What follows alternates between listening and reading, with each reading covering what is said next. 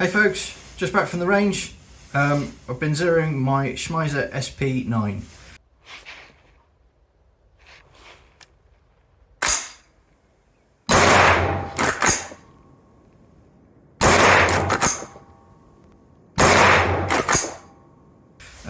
This is a new firearm from Schmeisser, chambered in 9mm.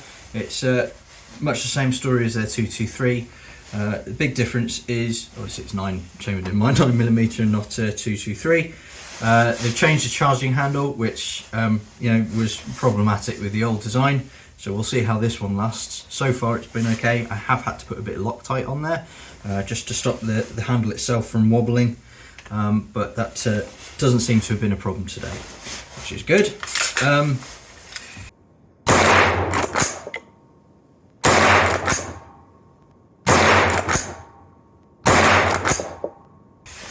Only thing I would say is when you're cocking it, if you've got one of these, make sure you cock it nice and firmly.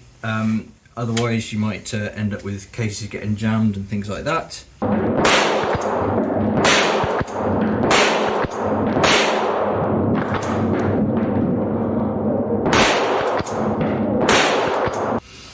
And another thing I'd say, if you do get them, get one of these, get Glock mags. You can get obviously longer Glock mags.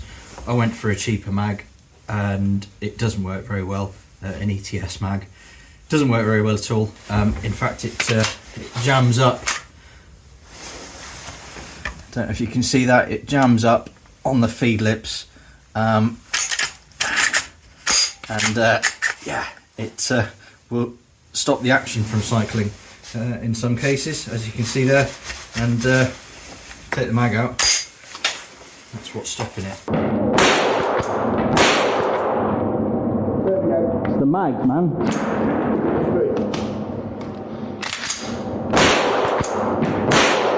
So don't cheap out on the mags, get proper Glock mags if you can get hold of them. I know with the release of these, they're probably out of stock everywhere online, but yeah, highly recommend you get proper Glock branded mags. Don't know what the Magpul ones are like, maybe I'll try one of them, but yeah, don't bother with these ETS ones.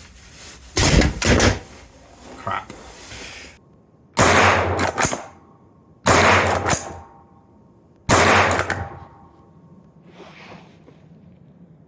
Overall though, that's not a fault of the firearm itself, that's the fault of the mags, and the firearm itself, very nice, shoots very nicely, got reasonable little groups. I didn't measure them, but I'm happy enough with that.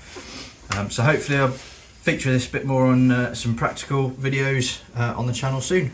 Thank you very much. Don't forget to like and subscribe.